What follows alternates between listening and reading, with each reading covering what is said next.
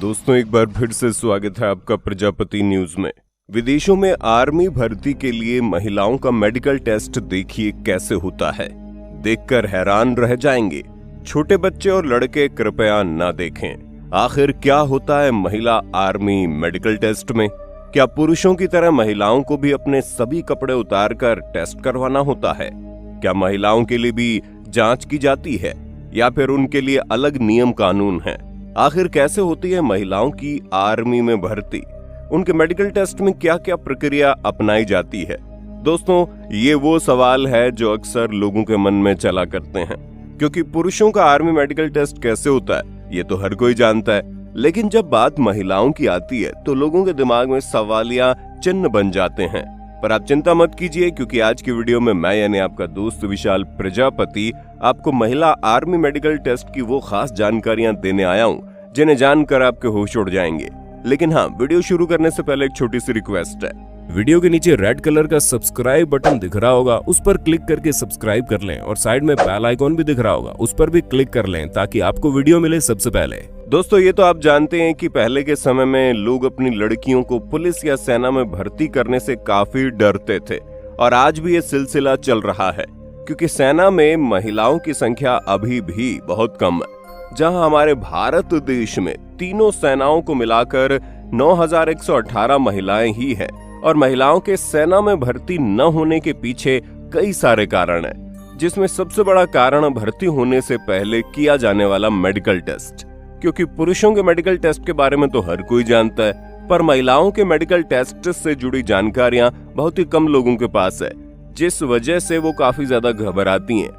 पर आपको बता दें, महिलाओं का आर्मी में जो मेडिकल टेस्ट होता है वो अलग अलग देशों में अलग अलग तरीके से होता है। अब जैसे कि हम प्रेगनेंसी टेस्ट की बात करें तो दुनिया भर में महिलाओं को आर्मी में भर्ती होने से पहले प्रेगनेंसी टेस्ट किया जाता है, क्योंकि एक बहुत ही जरूरी टेस्ट माना जाता है। अगर कोई महिला प्रेग्नेंट होगी तो ट्रेनिंग की कठिन परिस्थितियों को नहीं झेल पाएगी और उसकी व उसके बच्चे की जान खतरे में आ जाएगी।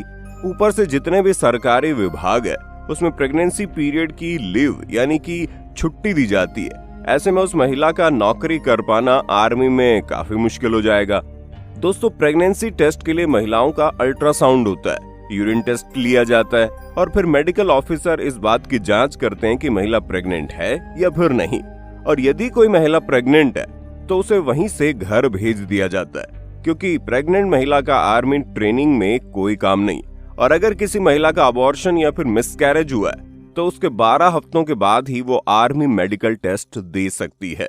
और अगर किसी महिला की सिजेरियन डिलीवरी हुई है तो वो 52 हफ्तों के बाद मेडिकल टेस्ट दे सकती है। इसके अलावा महिलाओं में कई सारी चीजों की जांच की जाती है, जैसे कि टेस्टोस्टेरोन हार्मोन का अधिक मात्रा में होना या फिर PCOS जैसी बीमारी होने पर महिलाएं इस टेस्ट में फेल हो जाती है। लेकिन बात यहीं पर खत्म नहीं होती, क्योंकि कई सारे देशों में जो महिलाएं मैरिड होती हैं उनके प्राइवेट पार्ट का भी टेस्ट किया जाता है, ताकि ये पता लगाया जा सके कि महिला को कोई परेशानी या फिर उसे किसी तरह की कोई बीमारी तो नहीं है।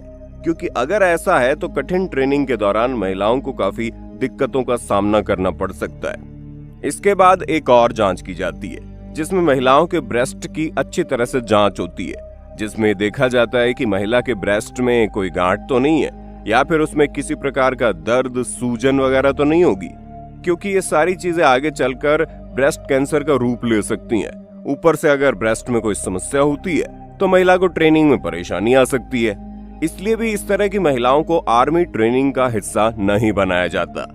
दोस्तों, आप ये जानकर हैरान हो जाएंगे, लेकिन आर्मी में जाने के लिए महिलाओं के ब्रेस्ट का साइज भी काफी महत्वपूर्ण होता है, क्योंकि अगर महिला का ब्रेस्ट साइज जरूरत से ज्यादा है तो महिलाओं को इस टेस्ट में फेल कर दिया जाता है।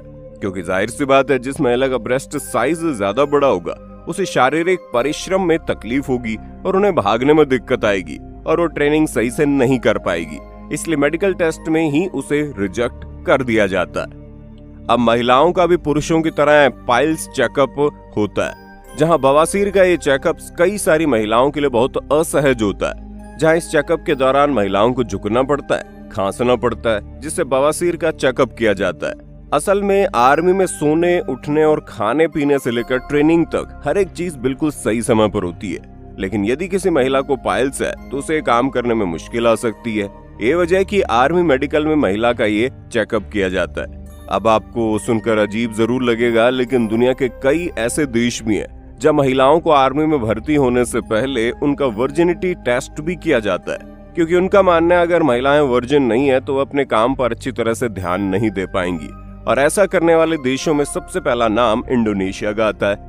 हालांकि इस समय इस तरह के टेस्ट को पूरी तरह से बंद कर दिया जाए, क्योंकि महिलाएं अपनी पर्सनल लाइफ में क्या करती हैं ये उनके आर्मी प्रोफेशन से जुड़ा हुआ नहीं है। लेकिन पहले के समय में ये बहुत होता था, जिसकी वजह से अधिकतर महिलाएं आर्मी ज्वाइन करने से डरती थी। दोस्तों, इस तरह की प्राइवेट जांच करने के अलावा भी मेडिकल टेस्ट में कई सारी ऐसी जांचें होती है जो उनकी फिजिकल एबिलिटी को दर्शाती है। जैसे कि एक टेस्ट में ये देखा जाता है कि कहीं महिलाओं के घुटने आपस में टकराते तो नहीं है, और इसके अलावा ये भी जांच की जाती है कि महिला के शरीर में कोई जलने या फिर चोट का निशान तो नहीं है, या फिर महिला की कोई सर्जरी तो नहीं हुई।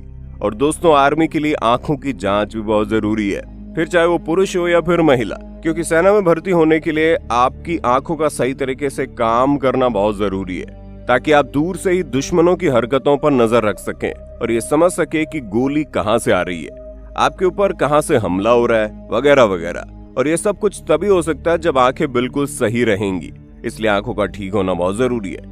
और टोटल कहा जाए तो ये बात पूरी तरह से सच है कि अगर किसी महिला को आर्मी ज्वाइन करनी है तो उसे कई सारे टेस्ट से गुजरना पड़ेगा, जो उसके लिए अनकंफर्टेबल भी हो सकते हैं। लेकिन अगर आप भारत की सेना में भर्ती होना चाहते हैं तो ये सब कुछ मायने नहीं रखता। बाकी आपका इसके बारे में क्या विचार है, कमेंट में जरूर बताइए। और इसी तरह की वीडियोस को देखते रहने के लिए चैनल को सब्सक्राइब करना ना भूलें। और हाँ, हम फिर मिलेंगे नई वीडियो में, तब तक के लिए जय हिंद, जय भारत। दोस्तों, आपकी स्क्रीन पे 2 और वीडियोस दिख रही हैं, जिसे देखने के लिए आप इस स्क्रीन पर क्लिक करें। दोनों देखिएगा, बहुत अच्छी वीडियो बनी है।